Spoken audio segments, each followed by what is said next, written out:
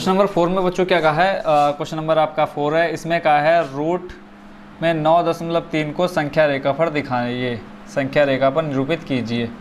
ठीक है, संख्या रेखा आप अच्छे से समझते हैं। संख्या रेखा क्या होती है, यानी एक ऐसी रेखा जिस पर हम क्या दिखाते हैं, संख्याओं को प्रदर्शित करते, वो आपकी क्या कहलाती है, संख्या रेखा कहलाती है।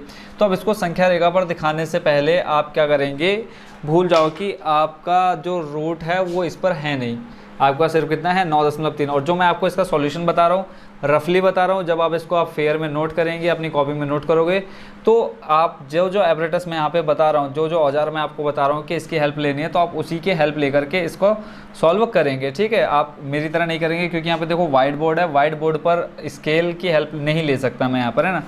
ठीक है, अगर आप बोलोगे तो मैं इसको अलग से पेज में आपको सॉल्व करके दे सकता हूँ। ठीक है, बाकी यहाँ आप यहाँ आप देखिए, बिल्कुल अच्छे से समझ जाएंगे, बिल्कुल भी कन्फ्यूजन आपकी नहीं रह जाएगी।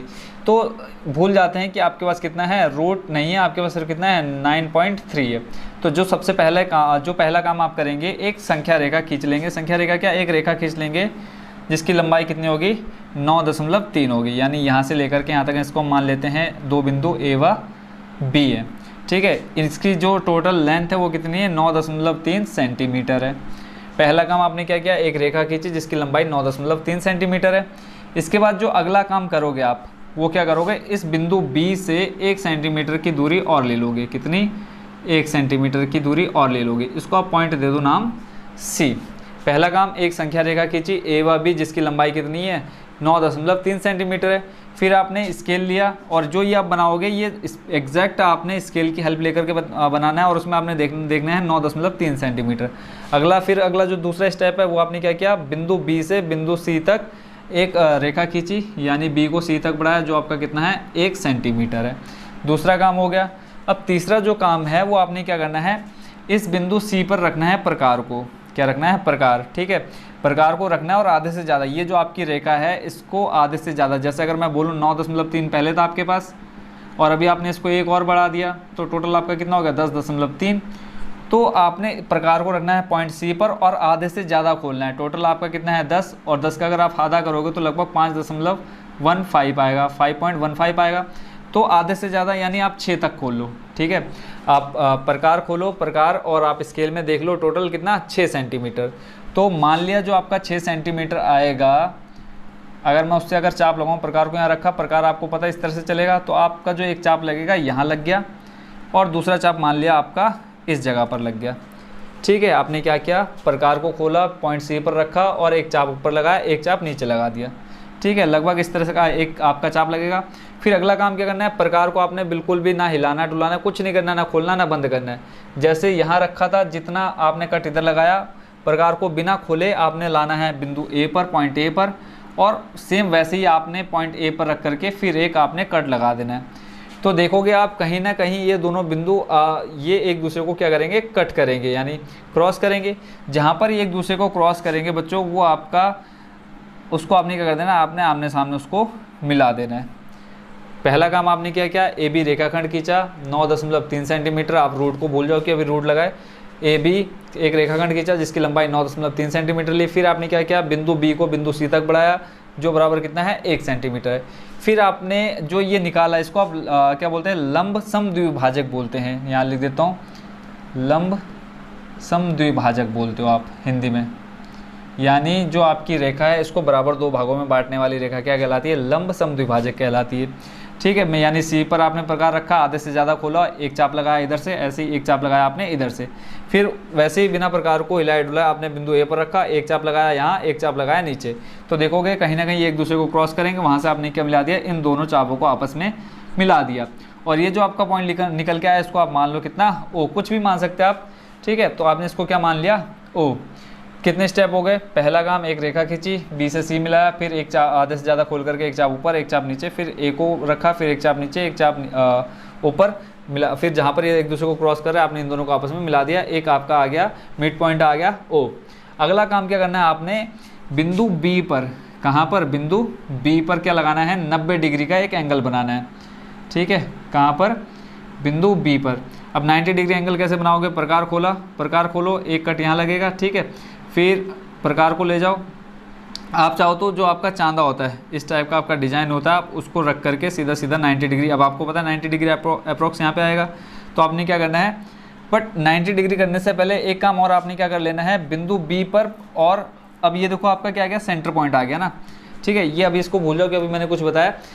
जब आपने इसको आपस में मिला दिया तो आपका जो बिंदु ओ निकल के आया वो क्या कर रहा है, इस रेखाखंड ए और सी को क्या कर दे रहा है, बराबर 2 भागों में बांट दे रहा है, ठीक है। ए और सी को बराबर 2 भागों में बांट दे रहा है। अब आपने जो काम करना है वो क्या करना है, यहाँ से ए से आपने प्रकार की सहायता से, यानी प्रकार आपने रखना है इस बिंदु ओ पर और पूरा एक मिला देना। देखो जब आप ए को खोलोगे तो ये आपका लगभग इस तरह से आपका अर्धवृत्त बन जाएगा, ठीक है। जब आप प्रकार में कॉपी से करोगे तो आपका एक अर्धवृत्त बनेगा। बिंदु ओ पर रखना है प्रकार को और ए तक खोल लेना है, ठीक है। और आप देखोगे जितना ए पर आ रहा है इतना ही आपका सी पर जाएगा। अब यहाँ पर आप देख रहे होगे कि छोटा बड़ा हो जा रहा है, बट जब आप कॉपी में बनाओगे एकदम परफेक्ट बनेगा। तो यहाँ से आपने कहाँ खोल लिया, ए तक खोला और ए से आपने क्या बना दिया, एक अर्धवृत्त बना दिया, ठीक है। उसके बाद जो भी मैं आपको यहाँ बता रहा था, आपका एक जो चांदा होता है उसको आपने यहाँ रखना है और बिंदु बी पर एक 90 डिग्री का एंगल बना लेना है, ठीक है। 90 डिग्री का एंगल बन गया। अब अगला जो काम है वो क्या काम है, आपने करना है इस बी और यहाँ पे हम मान लेते हैं एम, यानी ये जो आपका अर्धवृत्त बना उसको जो बी से एक रेखा गई जो 90 डिग्री एंगल बना रहा है वो एम पर काट रहा है, उसको प्रतिच्छेद कर रहा है। तो अब आपने क्या करना है, इस बी और एम को नाप लेना है, बी और एम को नाप लेना है। जितना आप यहाँ नापोगे बिंदु बी पर रख करके आपने एक चाप लगा देना है, ठीक है। बिंदु बी पर नापा इतना है तो यहाँ से आपने इस तरह से रख करके प्रकार एक ये बन गया आपका लगभग इस तरह से, ठीक है। तो आपने क्या कर देना, इस बिंदु सी को आगे बढ़ा देना और जहाँ पर ये आएगा इसको आप नाम दे दो कुछ भी, एम दे दिया, आप इसको एन लिख दो, ठीक है। क्या क्या आपने इसको नापा और एक यहाँ से बिंदु बी पर रख करके एक आप चाप लगाया। तो जहाँ पर ये इस रेखाखंड यानी ए बी रेखा ए सी रेखाखंड को जहाँ पे ये काट रहा है, ठीक है, उसको आपने नाम दे दो एन। तो ये जो आपका बी और एन निकल के आया, बी और जो एन निकल के आया वही आपका क्या है, रूट 9.3 है। तो आप यहाँ पर लास्ट में लिख दोगे बी एन बराबर 9.3, रूट 9.3, ये है आपका आंसर। अब जो जैसे जैसे हमने रचना की, देखो स्टार्टिंग से एक बार फिर समझ लेते हैं ताकि कन्फ्यूजन बिल्कुल भी आपकी ना रह जाए। सबसे पहला काम आपने रूट 9 को रूट को आप भूल गए, सिर्फ आपने ये देखा 9.3 है आपके पास। तो सबसे पहले आपने एक रेखाखंड खींची ए और बी, जिसकी लंबाई आपने स्केल में देखी 9.3 ली। उसके बाद आपने क्या किया, बी को थोड़ा सा आगे बढ़ाया 1 सेंटीमीटर, तो यानी बी सी बराबर आपने ले लिया कितना, 1 सेंटीमीटर। जैसे जैसे मैं बता रहा हूँ वैसे वैसे आपने रचना लिखनी है। बी को सी तक बढ़ाया जो कि 1 सेंटीमीटर है। अगला काम आपने क्या किया, बिंदु सी पर आपने प्रकार को रखा और आधे से ज़्यादा खोला और एक क्या खींच दिया, चाप लगा दिया इधर ऐसे ही। फिर सी को नीचे की तरफ एक चाप लगा दिया, सी को केंद्र मानकर।